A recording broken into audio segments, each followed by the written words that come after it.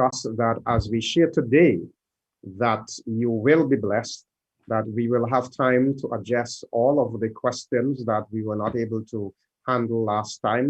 We invite you, as usual, to place your questions in the chat, and we would be happy to take care of them. But before we go into our discussion, and then before we introduce our guests, we want to invite you to join us as we have a word of prayer.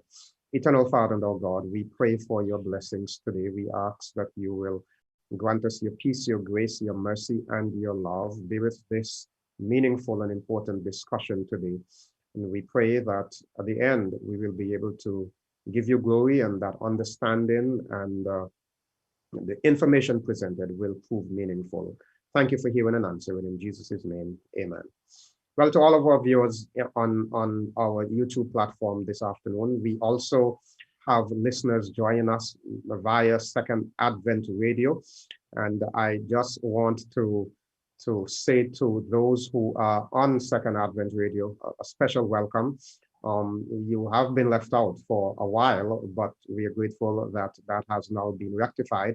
And so if you are viewing on YouTube, or if you are also on Facebook, if you are on the Second Advent, on South Leeward website, we welcome you. And if you're listening via the Second Advent Radio, we welcome you just the same.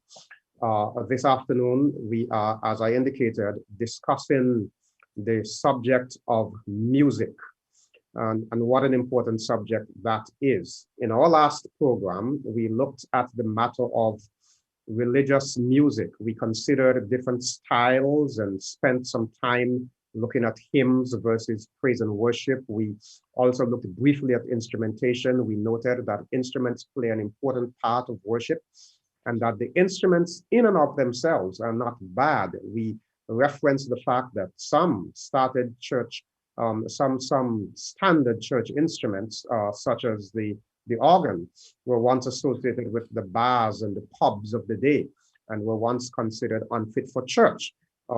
Today, however, we want to speak to the element of cultural diversity and how that influences music styles, and then we want to consider the matter of secular music. Again, our guest for today is Dr. Donnell Josiah. We are so happy to have him back with us today. He was our guest last time. Dr. Josiah, of course, is a Caribbean person. He was born in Antigua, grew up in the village of Old Road, and from a long time, from a little boy, we all knew that he had that musical genius. He has excelled in that area, but he has also excelled in other areas. He has excelled in engineering and management. He has a Doctor of Philosophy degree in applied management, and he is a committed Christian serving the Lord. I just want to take the time to say a special welcome and good afternoon to Dr. Josiah. Good day. Good afternoon, Dr. Greene. I'm happy to be here with you and to share with your listening audience in Antigua and around the world. Well, it's always a joy to have you. I feel especially blessed when we have quote unquote local people on the program. You know, sometimes we do bring people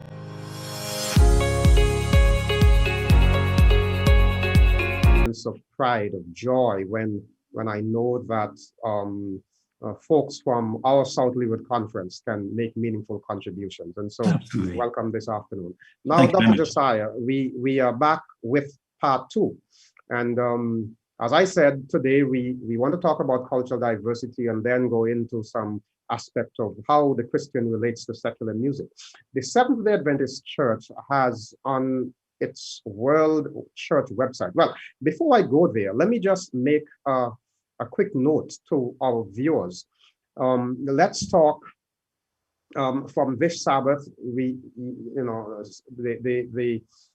SLC Adventists, our YouTube channel, we are going to be broadcasting all day, starting today. And so most of you would recognize that you did not have to click a special link to get to Let's Talk.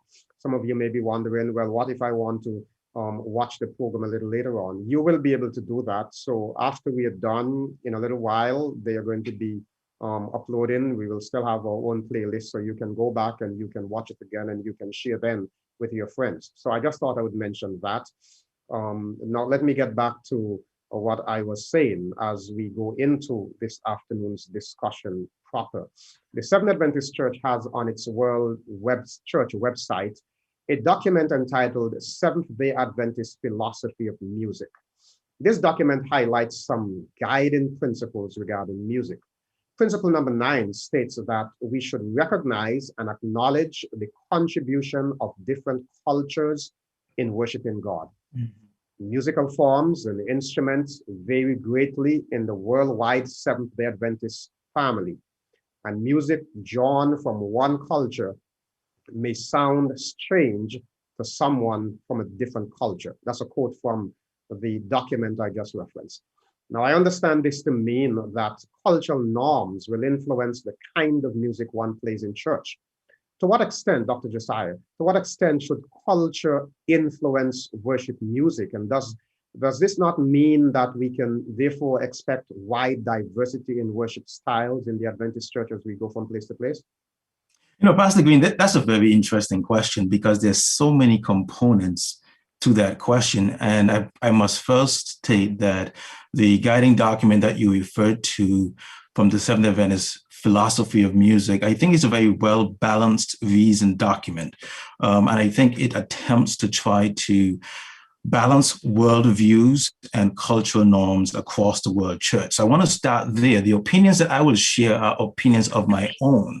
And I wanted to at least make that distinction early, because I may think differently in some aspects, but in most portions, I'm harmonious with the general guiding principles of that document. So I do want to at least state that from the forefront. But I do think the basis of the question, to what extent should culture influence world worship music, and how should diversity play a part in the world church? I first would say that yes, diversity is a good thing. Culture does play a significant role in not only music selection, but also music performance as well. And the last session where we had part 1, we talked about several aspects that go into that cultural discussion with respect to instrumentation, styles, and the rest of that. But for this question, culture and diversity is significant and very important for creating a sense of harmony and oneness within the body. It reduces the tendency, and it exists, for cultural superiority or ethnocentricity, where one culture will tend to believe that their styles, their preference is superior to the other. So trying to include diversity, as the World Adventist Philosophy of Music attempts to do, one, is something that I applaud. That's the first thing. But you also asked the question about culture. And when I think about culture, I think about, especially Antigua's culture where I'm from, I think of things like Dukana and Sawfish and Pepper Pot and the Antigua Black Pineapple, things that are indigenous to our cultural context, things that you and I would have grown up around and just come to accept as this is who we are as a people. And that, by the way, is actually the definition of what culture is a collective representation of our societal norms or beliefs or shared values and our practices, right? That's what culture is. So you can't separate who we are from our cultural context. But to your question about how does that culture impact worship music, I would answer that question as, if I lived in India, Pastor, what would I be exposed to? I would be exposed to Indian culture, which means all the aspects of Indian heritage will be a part of the worship experience. If I lived in the US, where I currently live, I will also be immersed in the US experience. And for all the listeners who are with us right now in Antigua and probably across the Caribbean, why should they ignore their island culture and attempt to supplant that with anything that is alien or different to their own cultural upbringing, whether it's European, American, or else. We should not do that. What we should seek to do is to attempt to seek a balance between how our culture influences our music selection and performance with the object of paying homage to God in our worship experience. So let me interrupt a little bit. Yes, go right ahead, sir. Yeah, because the discussion on culture is a very important one, and I'm glad you amplified it. There are some persons who, when they hear the term culture, think more of a negative connotation. They, sometimes they think of just carnival, the elements that some people associate with should I say, worldly secular pursuits. But culture is all encompassing, and it is really a way of life. So technically speaking, I do agree that it may be difficult for us to go live outside of our culture. We are influenced, as you mentioned, growing up in Antigua or wherever else somebody's from. Mm-hmm. There are some dynamics that is a part of who they are, how they think, how they function. We are influenced more than we think by our cultural context. So the idea now that the culture influences our style, and I hear you saying that we cannot expect the worship to be devoid of those elements. So does that, and my question therefore was, does that not lend to the diversity in worship styles? It does. It absolutely does. I think of some of my African friends when I went to Andrews, and I listened to their worship experience, and I listened to their instrument selection, and I listened to how their worship programs were conducted. And their worship programs had the sprinkling of the African culture within their worship segment. At the same token, when I served at Pioneer Memorial Church, I also looked at the traditional conservative SDA culture and how the classical influences impacted that worship segment. Two different worldviews, two different world experiences, but all shared with one purpose. So yes, I do believe that the culture will impact the selection of instrumentation. It would impact the styles. It would impact the music selection. It will also impact even the forms.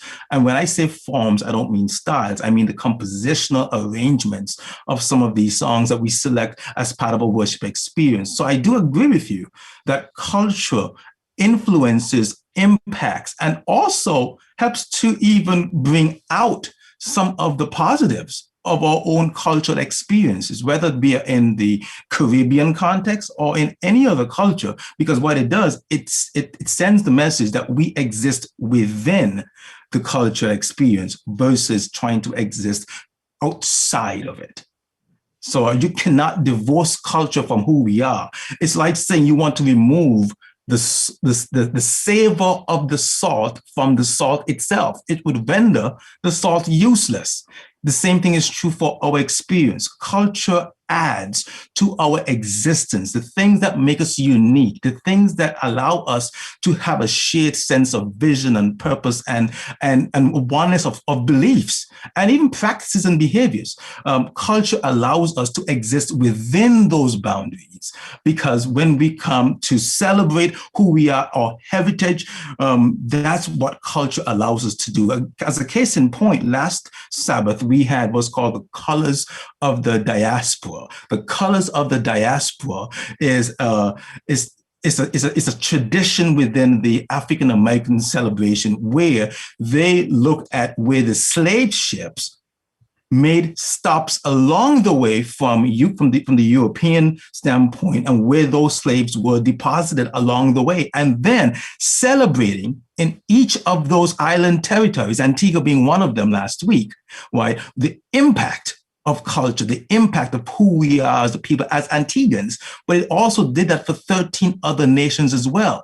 And why that's important? Because it exacerbates, it highlights the value of each other's experience, and in the process, reducing the whole sense of cultural superiority ethnocentricity, where some cultures believe that they're better than others.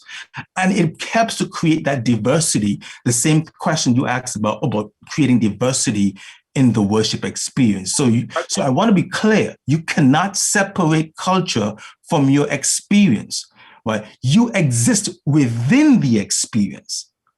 And then what we need to do is to put frameworks around what is pure, what is noble, what is right, what is, create boundaries around those other aspects. But we'll get into those later. Yeah, I was going to just take a minute to talk a little bit more about that element that you mentioned there of the tendency for individuals to think that, well, my culture is superior to yours, so that I may go someplace and hear individuals singing, or for that matter, we could go beyond music. Yeah. You know, the way people dress in church could be another example. And I may frown at it and say, well, how dare do they do that? But if that's what they know, and if that's what their culture dictates, because culture to a great extent determines the norms and what is acceptable and what is not acceptable.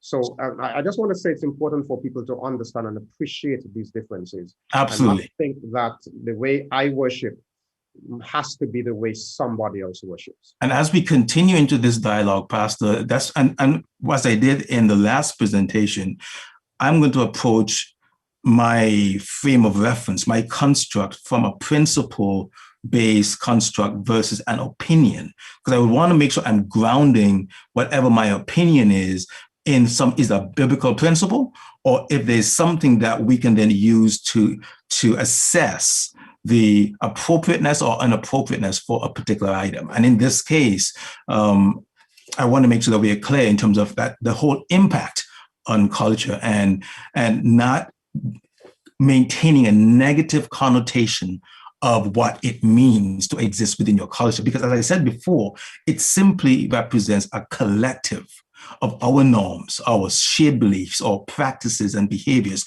as a people, as a Caribbean people, as an Antiguan people. All right, wonderful. Well, let's move on. We want to not allow the time to run without us getting into the element of the other kinds of music. Absolutely. Especially that we want to look at this matter of secular music. The church's philosophy of music defines secular music as follows. It says secular music is music composed for settings other than the worship service or private devotion. It speaks to the common issues of life and basic human emotions. It comes out of our very being, expressing the human spirit's reaction to life, love, and the world in which the Lord has placed us. It can be morally uplifting or degrading. Although it does not directly praise and adore God, nevertheless, it could have a legitimate place in the life of the Christian. Mm-hmm. Now you are very heavily into music, so I'm going to ask you some hard questions this afternoon. Go right ahead. Here is one question. Now, there are some Christians who believe that one should only listen to sacred or religious music. Based on the above that I just from the philosophy of music for the church, it is completely appropriate to listen to secular music, love songs, patriotic songs, and social commentaries. Isn't that correct? Well, I totally agree. I totally agree. And there is yet another example of how the philosophy of music by the Seventh-day Adventist Church has accommodations for other styles and worship types of music outside of the sacred music that we use for our worship experience. So I totally agree, absolutely. And for those who hold the worldview that only sacred music is what they should listen to between the weekdays of Sunday through Friday, they may be robbing themselves of many of the benefits that you can benefit from when it comes to listening to all types of music. For example, in the morning, right, when I get up, I try to go for a 1 to 2 mile run. Okay. Now I do that because I want to stay healthy. During those times that I'm running, what do you think I'm listening to, Pastor? Sorry, It's a rhetorical question because think about it. I need something to drive me when I'm running uphill. I'm needing something to get me going, motivate me, compel me to action to go that extra distance to finish that mile that I'm trying to run, right? And I'm going somewhere with that because I don't listen to Beethoven when I'm running. I don't listen to Chopin when I'm running. And there's a reason for that. Because in as much as I think Amazing Grace is good and it's a wonderful worship song and I sing and participate in that song, I probably would not use that song to run. I probably would not use that song to motivate or compel action, right? Because I need something to keep me going. I need something to keep me driving. I need something to keep me motivated to finish that mile. But think about it from the other standpoint. Think about married couples. Think about their times of intimacy. What songs should they be singing? How cheering is the Christian hope? Probably not. And where I'm going with this, Pastor, is that the church's philosophy of music allows and provides accommodations for all aspects of human existence.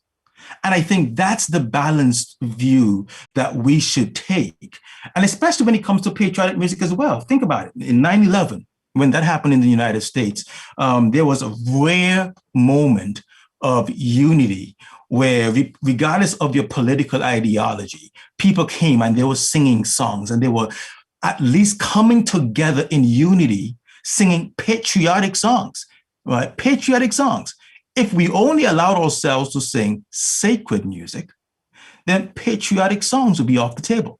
If we only allowed ourselves to sing sacred songs, then romantic songs for those who experience the blessings of marital relations will also be robbed of that opportunity, right? So even in Antigua, think about it, around Independence time, right? And the songs that we sing around Independence time in Antigua, those are not sacred songs.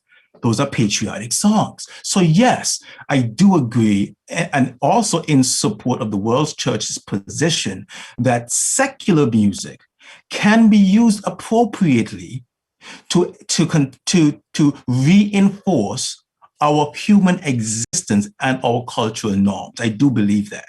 But I do think there's a distinction, and we're going to get into the distinction between where do you go, where do you draw the line, right? But I do believe it's interesting that you said that because you know I was going to ask that as the next question, but even before we do that, and before we go too heavily into the secular aspect, there is a question that someone sent on the matter of, you know, what our earlier discussion, and I think it might be more appropriate for us to deal with that one now, please, before we go on to the other elements of the secularization. So, sure. So this person asks this question on the point, and from another dimension, what are your views, Dr. Josiah, this is specifically for you, on the marginalization of classically trained hybrid pianists in favor of musicians with a more contemporary style?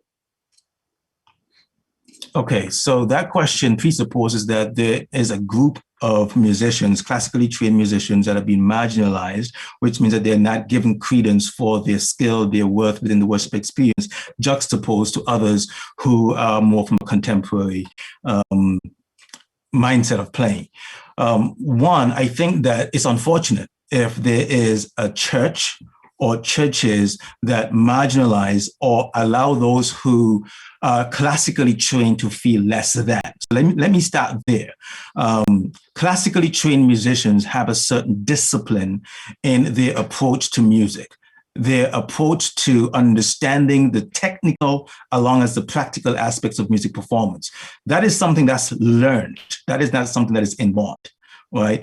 So they bring to the table certain skills, certain disciplines, certain understandings, which should be utilized in any experience where their music can be used. Okay, they should not be marginalized. However, there are some worship experiences that are more contemporary, where their music selection may lend to more contemporary selections and styles of music that someone who is not diversified in their classical playing can easily adjust to.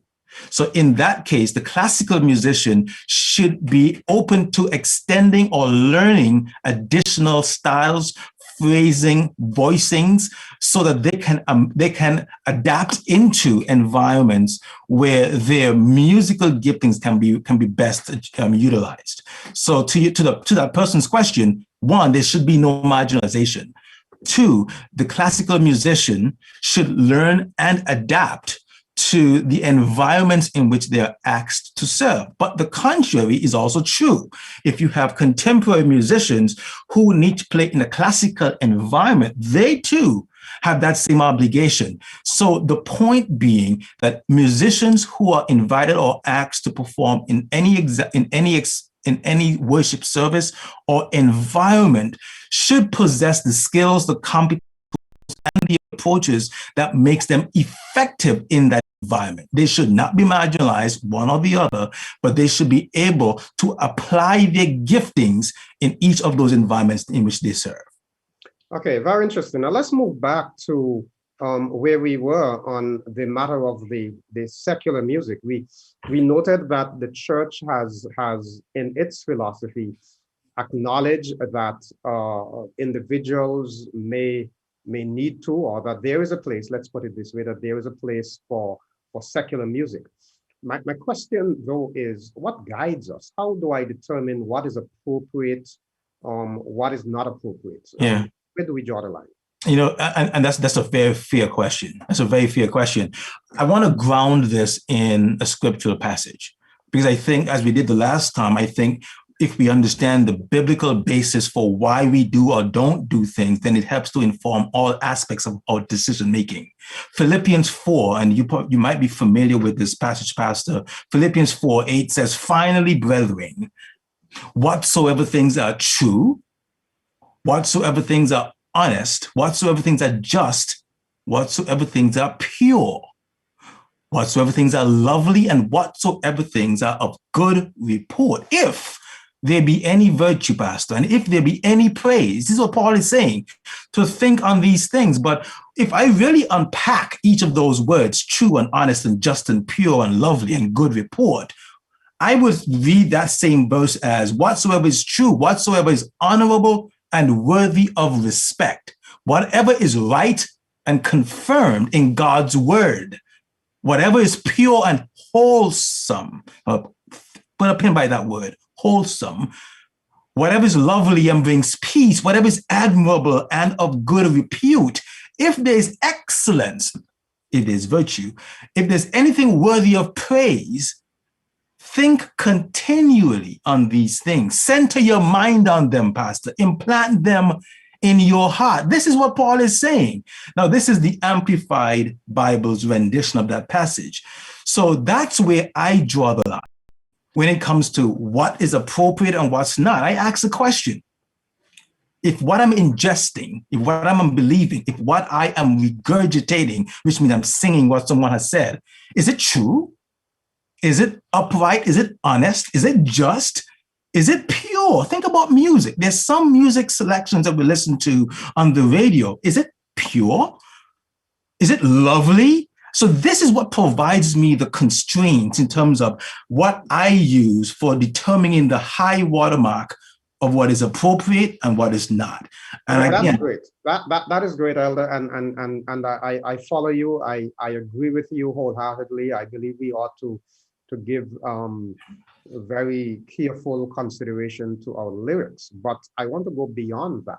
Okay. Because I've heard people murmur in church, and I've heard people say, well, is jazz they're playing on the instrument? So let's talk about instrumentation for a while. So not necessarily the lyrics, not necessarily what the song is saying, but now the beat of the music, the sway, etc.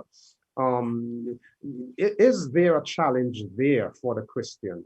Some folks say they can go on the piano, they can play Amazing Grace one way, they can play it another way. They can make it jazzy, they can make it more traditional, mellow kind of thing. So let's get your feedback, your inputs on that. So compositional styles right? And it's a fair question. Compositional styles affect all genres of music. And last time we spoke about music genres. We talked about pop music, we talked about sacred music, we talked about so many different types of music the last session. And a compositional style is what we call a music form. A music form would encompass things like the sonata allegro form, the bar form, and there's several other types and forms of music. It simply tells you how the music is constructed, how the sequences of passages are strung together.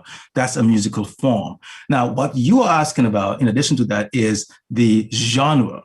Right? You have classical music, which we talked about the last time, was more of a westernized European type way of presenting music. Jazz, which is an art form that kind of came around in the 19th century. But there's so many aspects to jazz, because there's smooth jazz, there's hard jazz, there's acid jazz, there's so many different types of jazz. The question suggests that there are cultural acceptances of one versus the other. And when you start doing that, then you start getting people's perceptions, preferences, opinions versus principle into the decision-making process. Because is anything wrong with gospel music? No. Is anything wrong with jazz music? No. Is anything wrong? No, these things are not inherently wrong in terms of the way in which the music is played. Because when you think about what distinguishes bebop, jazz, classical, it goes back to the emphasis or the accent of the beat in time. And the last session we talked about time being the major division that separates the various styles of music. So is jazz, the utilization of jazz and jazz harmonies, wrong? No, it's not. When it's appropriately played and when it can be used where the object is God, it's perfectly fine. The same thing with when you think of country and Western music, where you put the emphasis on the 1 and the 3 beat, the first and the third beat. Is anything wrong with the accenting of the 1 and the 3? No. What about the reverse in Christian contemporary, where you accent the 2 and the 4th beat? The accent does not distinguish what's right or wrong in the selection of music. It does not.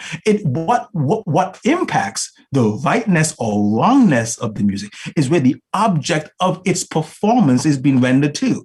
If it is done for self-service, then of course the object no longer goes to God. If the object centers on God, then that musical rendition, its purpose would be accepted by God. And we should not make distinctions to start creating divisions based upon our opinions, because we should go back to, is it true? Is it honest? Is it just? Is it pure? Take everything else away from the decision-making process in terms of our opinions, our preferences, our associations, all of those things which are local to our personal construct. Separate that and then utilize the biblical premise as the principle for making those decisions. Now, just for disclosure, I'm a contemporary jazz musician. My voicings would generally emphasize the 1st, 3rd, and the 7th harmonies in my chords. That's what distinguishes jazz pianists from other pianists. The utilization of the 3rd, the 9th, and the 13th in your chord constructions. I don't want to get too detailed here, because it is those differences, those subtle differences, that allow you to be in one genre versus the other. Hopefully that answers your question, Pastor. Yeah, but maybe that's an interesting point you're making there, because I think sometimes there's a saying that goes that when you don't know, you don't know. That's true.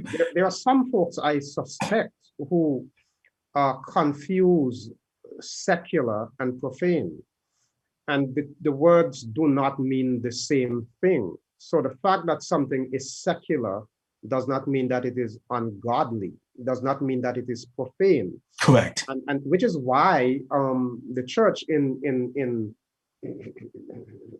declaring its philosophy of music said that secular music is that which does not relate to the worship of God, so to speak. Mm-hmm. So that I'm not going to use this in my devotion, but it may be appropriate for me to to use this in my exchanges with my spouse. Correct. And if I use it in my exchanges with my spouse, that does not make it profane. It Correct. becomes secular but not profane. And so that distinction is important. And I trust that those who are listening, those who are viewing, do understand that distinction, because I have come across so many persons who, once they hear secular, they think ungodly. And there is a difference. But let me go ahead, Dr. Josiah, and ask you. In fact, I've seen from the moment I read the philosophy, somebody put this question in, but I'll go ahead and ask now. Of course, you grew up in Antigua, and so you're familiar with Calypso. Wow. Somebody is asking if Calypso is a genre, and then we associate Carnival, with which incidentally is, quote unquote, supposed to be a Christian festival, but interesting, associated with the vile and the secular, with revelry and vulgarity. So from your perspective, is it unchristian to listen to Calypso? And as a social commentary, where do we, again, I'm using the term, where do we draw the line?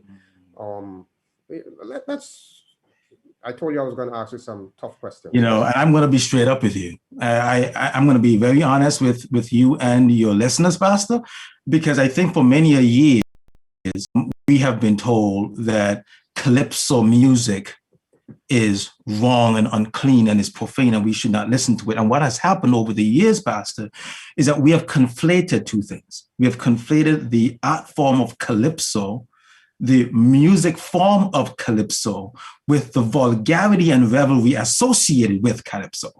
And I think there needs to be clear delineation between those things. So is listening to Calypso, and I'm going to insert the word Calypso lyrics, is listening to Calypso lyrics unchristian? Because I think it's important to distinguish the art form of Calypso, the music form of Calypso, versus the lyrical content associated with the Calypso rendition of music. All right, so is listening to Calypso wrong? Only, Pastor, if the lyrics violate a biblical principle. That is the standard that I use. If the lyrics violate a biblical principle laid out in Philippians, where I talked about if it's true, if it's honest, if it is just, if it's good report, if it's noble, if it's lovely, if it violates that biblical principle, then yes, we should not listen to the lyrics of that song. But at that point, when the lyrics cease to reflect biblical principle, at that point is when the Calypso rendition cease to reflect Christian values. So if the lyrics of the song is saying something that is causing you to not exemplify Christian character and conduct, then it's not pure. Then it violates the biblical principles. But is the art form of Calypso and the music construction that makes up the music form of Calypso, dum, ba-dum, dum, dum, is that wrong, Pastor? It's not. Inherently, it's not. So I would provide the same answer for anything that is non-sacred. So it's not just Calypso. I'll provide the same response if it is reggae. I'll provide the same thing if it is any other type of musical form. If the lyrical content violates a biblical principle, then that music form, regardless of its origin, is also unchristian. It's the lyrics that should be assessed and not our own, what I call the subjective assessment of our association to it. But notice that I limited my response, Pastor, to the lyrical content, because Calypso as a musical art form is not debasing without lyrics. It's not profane without its lyrics, right? The Calypso beat is indigenous to our culture. The Calypso beat is just naturally a Caribbean outcry of who we are as African people. And that's why it comes out in our song services. That's why it comes out in our crusades. And that's why it comes out in other times of corporate worship experience. Because the Calypso beat is indigenous to Caribbean people. So we should not attempt to throw out the baby with the proverbial bathwater. You asked me a tough question, I gave you a tough answer. Yeah, it's a very interesting discussion, and we're gonna try to unpack it a little bit Sure. more. Now sometimes, as you spoke about the lyrics, I think you made the point earlier that that when we talk about lyrical styles and Yeah. the expression of what a song says, we ought to make sure that it is in line with our theology, so that if I am listening, sometimes I go to funerals. I'm using an example here. Sometimes I go to Sure. funerals, and I in another denomination, and I look at I have this habit of reading through the songs, the hymns, before I sing them. And there are Mhm. times when I see things that are not in line with my theology.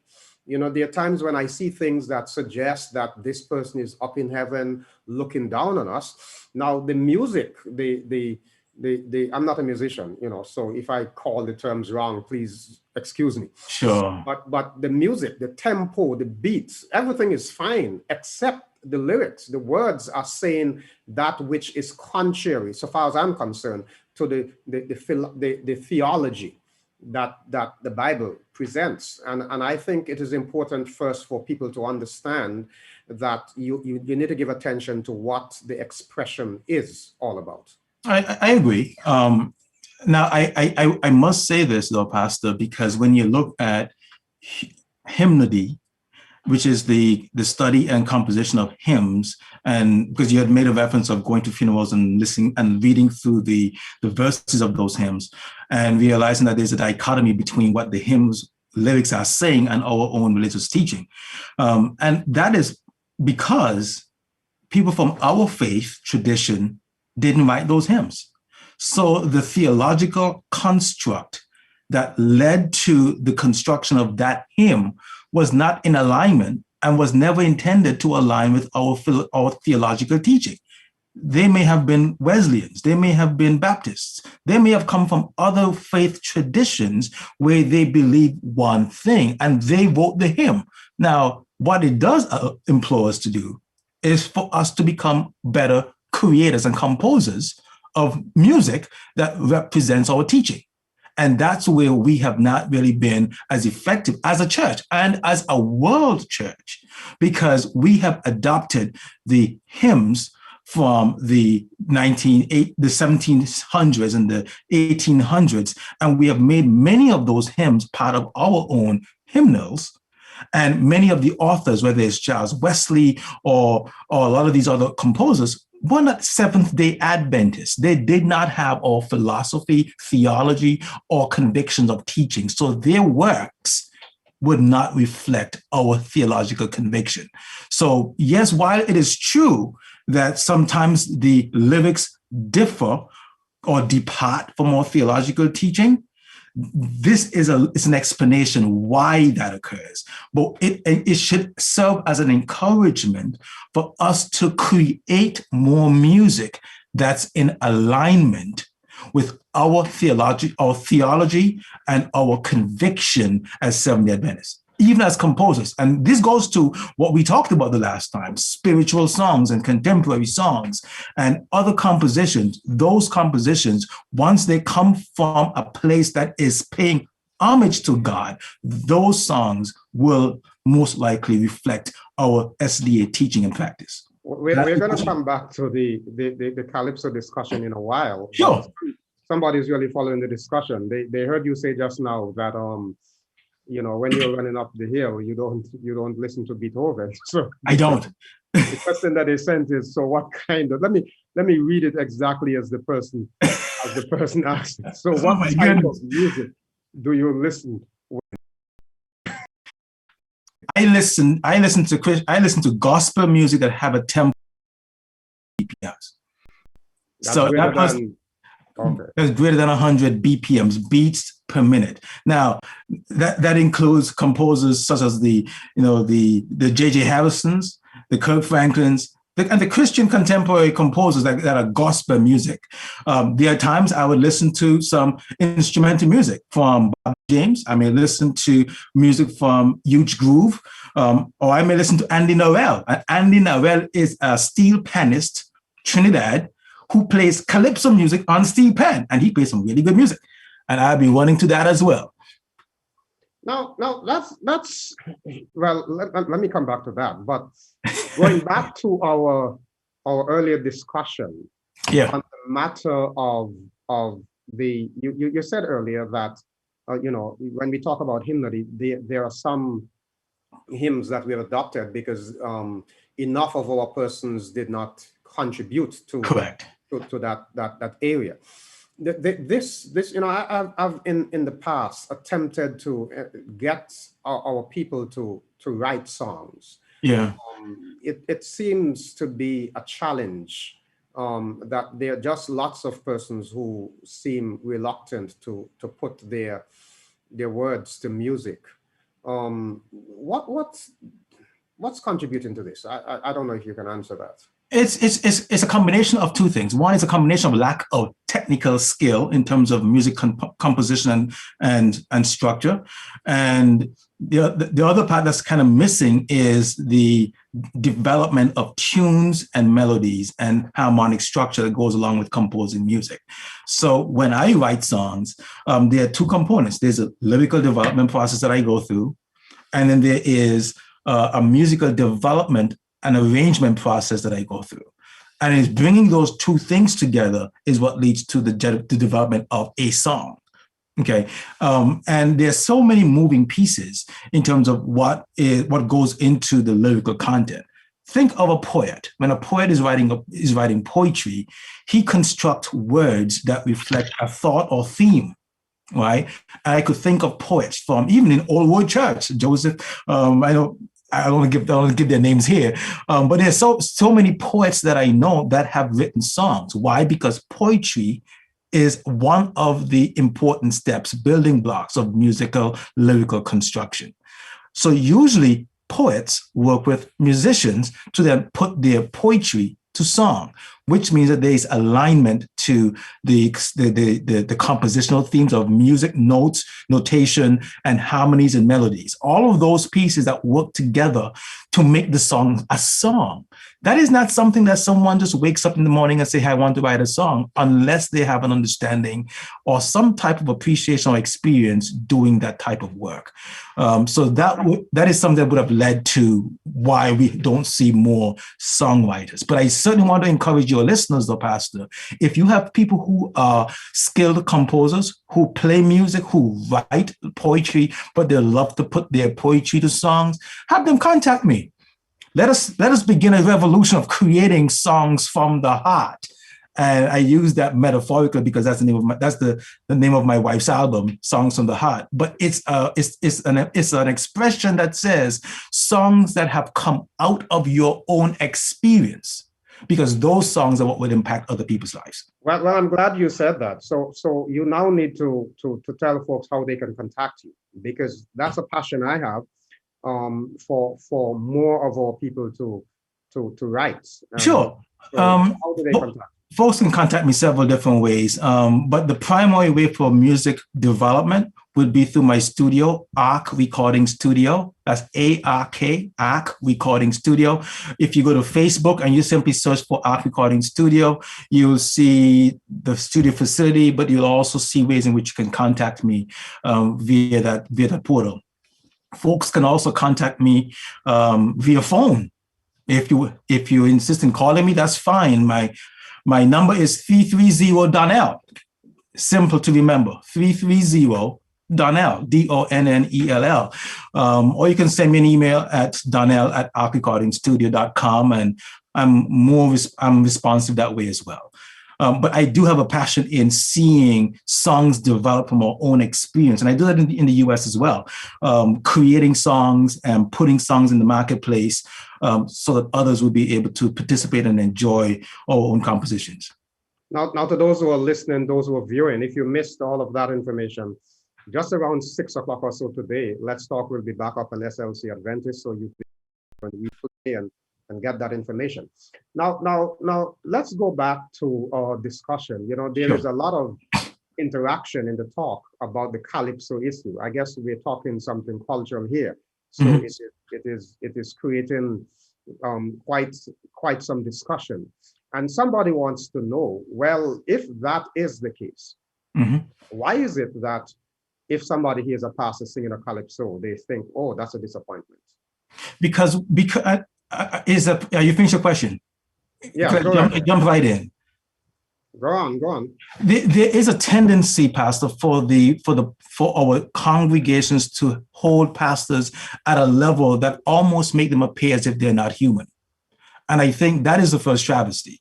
Pastors are equally human as any one of their parishioners, first of all. The second point is we have held pastors to a standard that says if they do anything that we, the parishioner, construes as being unholy or anything that is not divine, that they are a disappointment to their followers. That is also travesty. That should not be the standard.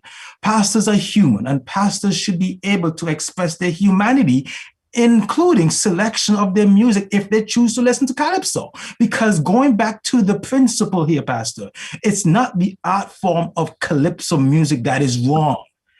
It's the lyrical content that many times we think will be debasing of human character and behavior. And rightly so. If we find music that is not true, honest, just, pure, lovely, as Philippians 4:8 laid out, we should throw it out, abandon it. But think about some of the other Calypso expressions and social commentary that speaks about our own heritage. Why should that be construed as bad music? I mean, think about. I'm going to use one of our well-known philosophers in Antigua. His name is King Obstinate. He says, "O land of peace, haven of rest, Antigua, your shores are blessed. With the sweat of those who toil in bondage to till the soil, from the black ant of sugar flowed. Many died." Why should we throw out that song that talks about my people who have fought for 400 years, oppressed, face drenches with their tears? I mean, these are the lyrics of the man's song, right? This is an independent song. I was going to make reference to a few other of the patriotic songs that we sing that we actually learned in school, from the halls of Columbus. People don't like to discuss Columbus, make rags, dirts, and scorn. Jehovah has guided us through dark days for long, and there's so many others that we can talk about. But we are saying here, and what I think is important, yes, the emphasis here is that we ought to understand. In fact, let me again, Elder, if you will, quote from the church's philosophy of music. I want to reiterate this point. It says here, secular music is music composed for settings other than the worship service or private devotion. Exactly. To the common issues of life and basic human emotions. Exactly. It comes out of our very being, expressing the human spirit's reaction to life, to love, and the world in which the Lord has placed us. It can be morally uplifting or it can be degrading. Correct. So I thought I would make reference to that, to say that every time you open your mouth, it doesn't have to be the Lord Almighty reigns. You're absolutely right. And as you have been emphasizing, it's important for us to give attention to the lyrics. But let me go on to I know you didn't finish your thought, but I'm watching the clock as well. Let me just ask this one time, and then we will quickly try to dispatch some of the other questions that are there. Is there can a tune be termed as secular or sacred? Some persons take a tune that was originally composed for a secular song and put words to it. I noted, for example, that you spoke about the Trinidadian panis that you listened to. So yeah, I didn't know the instrumental part of it. So my question is the tune, pardon my expression, again, if I'm saying the wrong thing, I'm not into music. I mean, I'm not a musician. But is a tune sacred or secular? Oh my goodness, we don't have enough time to answer that question, but I want to touch on. First of all, let me say no. Let me answer your question first by saying no, and I want to give you the reason why I say no. I want to start out with think about the Handel's Messiah. Okay, the Handel's Messiah is considered to be one of the greatest pieces of sacred music out there. It's a body of work that talks about sacred music, right? Handel composed the masterpiece. This is called Handel's Messiah. But do you know at the time when he composed the tunes for the Handel's Messiah, he was raked over the coals, Pastor. He was actually condemned by his conservative pulpiteers in London. And why was that the case? Because he extracted from the Italian operettas motifs that they considered to be secular in their tunes. The tune itself does not allow someone to make a distinction between what is secular or sacred. That practice really emanated back in Catholicism, where they were requiring any sacred music to be devoid of any secular influence. So what they required the composition, lyrical composition, which was done in plain song and in chants and in other forms of canonical music, to be married with the music at the time, and the association of those two things at the same time created that piece, which they then called sacred music. We continue that same practice down to today, where we're trying to say that the tune itself is holy or unholy. But if I ask you, if you heard the song Wings Beneath My Wings for the first time in a Christian context, would you regard that song a secular song or a sacred song? You probably wouldn't have enough information. I can readily think of number 12 in the Adventist hymnal right now. Which one is that one? Number 12 is I said I can readily think of number 12, and now I'm ready to call it.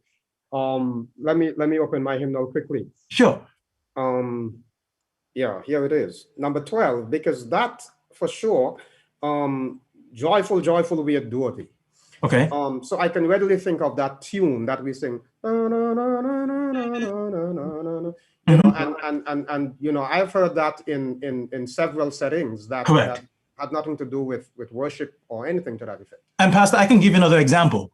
A mighty fortress is our God, right? That also has what's called a compositional style that uses what's called the bar form, B-A-R form. Now, at the time when these songs were being written, they followed a certain sequence of how the music was constructed, and it was called the AABA music pattern. Now, I'm probably going too deep here because guess what, Elder? Our time has expired. Oh my goodness, we just don't have enough time to talk about this. But the point is that there are times when there are some songs that's even in our hymnals today that did not emanate as sacred music. For example, In the Garden, I Come to the Garden Alone, Pastor, that song was considered to be too romantic when it came out, right? Not even to mention A Mighty Fortress is Our God. That too has some associations at the time and also was equally ridiculed for being secular. But now those songs are considered to be sacred hymns. And the point is, the tune itself does not direct one to make a decision about its holiness or unholiness. It is the object of that tune and the purpose for which that tune, when put to lyrics, if it pays homage to God, then it serves a sacred purpose, even if its origins did not begin in a sacred origin. Well, I thank you so much. It's unfortunate that our time has expired again, and there were a few questions I really wanted us to get to, but I do want to express profound appreciation to you for taking time to share with us. At least we have begun a discussion. I know that folks will be talking about some of the concepts that we shared here, and that's the idea, to get people thinking. And so now I do want to say two things quickly before we go. One is, please remember that SLC Adventist continues. You don't have to sign off after this program. We have lots of interesting things coming up. And at 5 p.m. this afternoon, of course, we rejoin the Virtual Impact, our big Caribbean Union-wide evangelistic virtual campaign. Next week on Let's Talk, we are going to be having part 2 of that intriguing discussion we had last week. We were talking about divorce. We had some persons sharing their own experiences, you know, how to survive and thrive after a divorce. And so many of you have reacted with just an outpouring of gratitude to those who were on the program. Well, I'm happy to announce that we will be having part 2 of that discussion, 3 p.m. next week. So please be sure to join us then. This is all the time we have. We have to go now. We wish you God's blessings, and please do remember that the programming continues on SLC Adventist. Elder, we are so very grateful for your contribution. God bless you, and we hope to have you back on Let's Talk sometime in the future. Thank you for having me.